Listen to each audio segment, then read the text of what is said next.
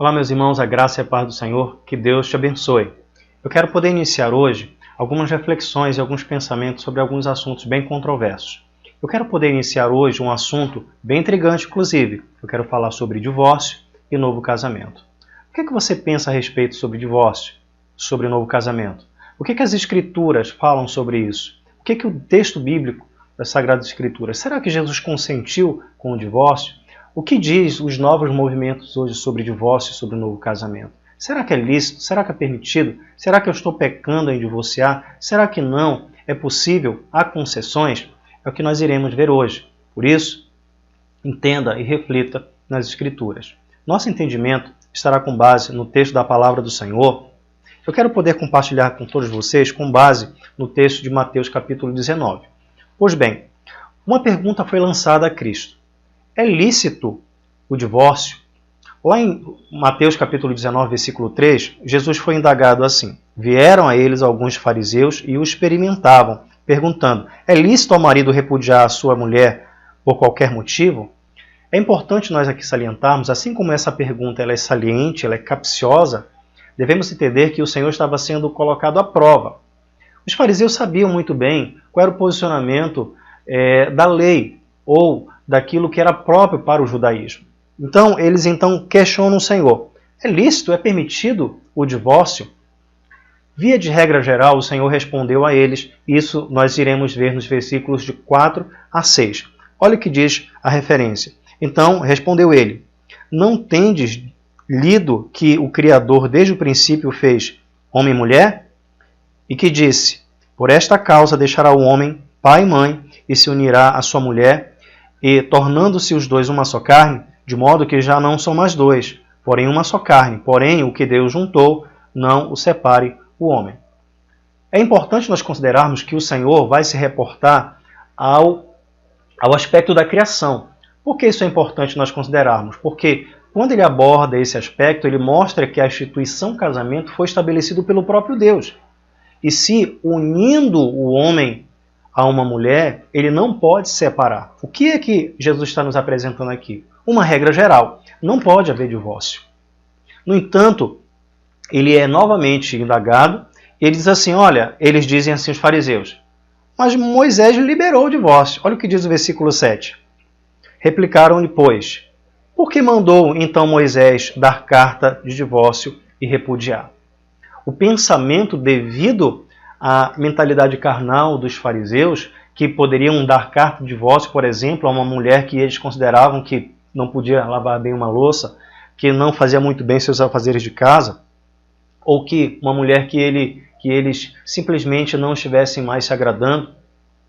Então, a questão por eles levantada, na verdade, estava debaixo de questões do dia a dia, em que, por causa das suas carnalidades, eles queriam o consentimento de Deus e agora queriam colocar Jesus à prova com relação a isso. Jesus responde de maneira magistral, dizendo: tudo isso acontece, isso lá no versículo 8, por causa da dureza dos vossos corações. Moisés deu a vocês isso, permitiu, porque vocês são pecadores. Mas ele diz lá no final do versículo 8, entretanto, não foi assim desde o princípio. O que o Senhor está dizendo e fazendo reportagem aqui? Ele está voltando novamente ao aspecto da criação para dizer o seguinte: foi dado, sim, Moisés consentiu, sim, mas vocês não percebem que, lá no final do versículo 8, entretanto, desde o início não foi assim. Ou seja, vocês não foram criados para este propósito. E a carta de divórcio foi consentida e dada a vocês, mas por causa de vocês, e não como algo que fosse segundo a vontade do Senhor. Meus queridos, nesta reflexão, precisamos compreender que o Senhor Jesus Cristo, ele ama a família e tem a devida importância para ela. Lá no versículo 8, ao indagar isso, Jesus estava supervalorizando a família e quer que os seus discípulos também supervalorizem. No entanto, ele vai apresentar uma exceção, dizendo assim, a partir do versículo 9, eu, porém, vos digo, quem repudiar sua mulher, não sendo por causa de relações sexuais ilícitas, e casar com outra, comete adultério. E o que casar com a repudiada, comete adultério. Ele diz, e é engraçado que esta exceção ela aparece somente aqui dos evangelhos e não aparece em Marcos capítulo 10 e nem em Lucas capítulo 16. Ele diz que sim, é possível o divórcio, se acontecer, se por causa de relações sexuais ilícitas. O termo aqui é o termo porneia, que dá origem à palavra pornografia, que é toda sorte de relações ilícitas, de práticas sexuais ilícitas. E ele, então, está dizendo aqui que, inclusive, algumas novas traduções já tratam diretamente como algo ligado fora do casamento, e que, nesse sentido, daria a devida condição ao divórcio. Os outros evangelistas não são claros nesta questão, somente Mateus.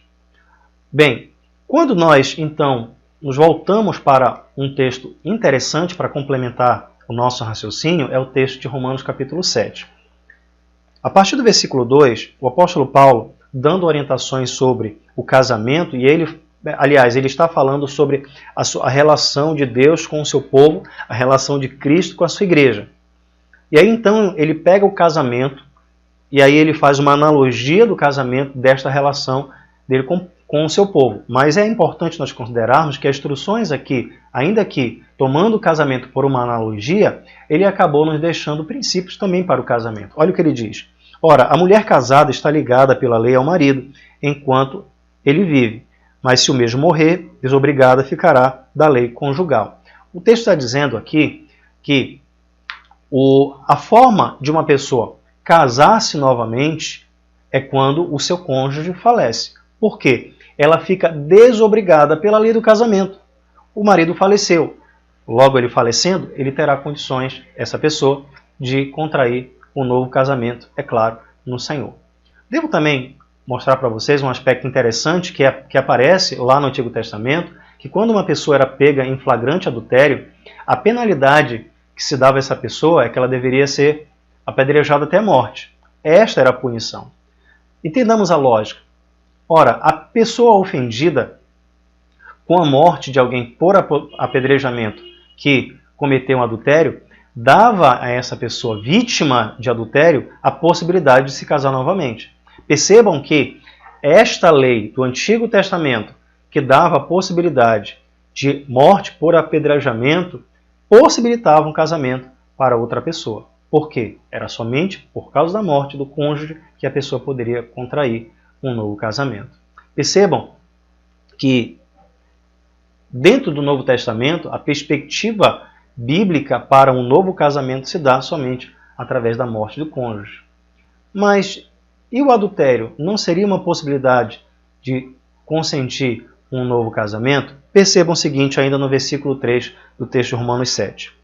De sorte que será considerada adúltera se, vivendo ainda o marido, unir-se a outro homem, com outro homem. Porém, se morrer o marido, estará livre da lei e não será adúltera se contrair novas núpcias. Perceba que aqui, é claro que ele está dizendo que, ainda continuando vivo o marido, se tal pessoa ou a esposa contrair um novo casamento, ela é considerada também adúltera porque ela está contraindo um novo casamento. Aqui no texto está dizendo que se ainda vive o marido. Ou seja, a regra geral é que se você contrair um novo casamento, se você separou seu cônjuge, ainda que seja por conta de adultério, você também é adúltero. Mas, quando nós nos reportamos para o texto de 1 Coríntios capítulo 7, nós temos algumas questões importantes também a considerar. 1 Coríntios capítulo 7, a partir do versículo 10, que vai dizer assim: Ora, aos casados ordeno eu, não eu, mas o Senhor, que a mulher não se separe do marido. É importante nós considerarmos que o apóstolo Paulo, aqui dando instruções à igreja aos Coríntios, que ele reforça a importância da manutenção do casamento. É importante nós considerarmos isso porque Paulo está preocupado com o casamento, que independente dos desafios, dos problemas que terão o casamento, é ordenado e orientado para os casados que mantenham seus casamentos. Olha o que diz ainda o texto. Se, porém, ela vier a separar-se, que não se case ou que se reconcilie com seu marido, e que o marido não se aparte da sua mulher. Ao mais, digo eu, não o Senhor, se algum irmão tem mulher incrédula e esta consente em morar com ele, não abandone. E a mulher que tem marido incrédulo e este consente em viver com ela, não deixe o marido. Em nenhum momento aqui ele está dizendo, olha, mas se o marido quiser ir embora, ele pode ir embora. Mas não está em nenhum momento aqui dando autorização para um novo casamento. É importante nós salientarmos também que a partir do versículo 14, nós temos aqui algumas orientações aonde dá a esposa para que em meio às suas tribulações e perseguições dentro do lar, e tendo um marido incrédulo, aquela mulher deve lutar pelo casamento. E ela ali recebe instruções dizendo que ela vai ganhar o seu marido incrédulo quando ela estiver de silêncio, sem palavra alguma. Ou seja, simplesmente o apóstolo Paulo está batalhando pelo casamento e não batalhando por o divórcio, nem tampouco para um novo casamento. Pois bem, meus irmãos, os textos que nós analisamos, eles não dão margem para um novo casamento. Os textos que nós analisamos, eles não querem e não estão afirmando necessariamente que existe essa possibilidade. Ou seja, nós sabemos o quão desafiador é a questão do casamento e o quanto é difícil manter um relacionamento conjugal. No entanto, os desafios do casamento requerem responsabilidade, requer que os casados possam lutar e batalhar para que os seus casamentos sejam mantidos. Lá em Lucas capítulo 16, a partir do versículo 18, texto que eu citei agora há pouco, diz assim: quem repudiar sua mulher e casar com outra comete adultério, e aquele que casa com a mulher repudiada pelo marido também comete adultério. Percebam que o texto aqui não dá clareza sobre a razão desta separação, deste divórcio, mas apenas afirma que estas pessoas, uma vez separadas, casando-se com outras pessoas, elas se tornam também adúlteras. Lá do texto de Mateus, voltando para o texto em questão, nós vamos perceber que o Senhor esteve ali dando, sim, orientações e orientações específicas para que aqueles que estejam no Senhor possam permanecer segundo a vontade dele. O texto em questão nos ajuda a considerar que aqueles que estão casados devem atentar para a lógica do casamento, para a lógica do princípio da criação, para a manutenção do seu casamento. Meus irmãos, a partir do versículo 10 de texto de Mateus capítulo 19, nós temos a seguinte questão. Disseram-lhe os discípulos: se essa é a condição do homem relativamente à sua mulher, não convém casar. É bom que a gente atente, porque o que o Senhor está considerando aqui é um aspecto ligado a uma cultura de casamento, a perspectiva judaica. Era claro que aqueles que estavam debaixo de uma condição de noivado, a semelhança de José e de Maria, era uma condição que criava certo vínculo e que dentro de um contexto de noivado alguém poderia repudiar, mas não é casado ainda. Mas aquela condição era importante, visto dentro da condição de José, em que ele tinha condições, já que eles estavam prometidos um ao outro, ele poderia se distanciar de Maria e não casar com ela, e tendo a possibilidade de não ser rechaçado por não ter casado com ela. Mas tendo recebido a orientação do anjo, ele prosseguiu o casamento, entendendo que o Espírito Santo de Deus havia conduzido aquele processo.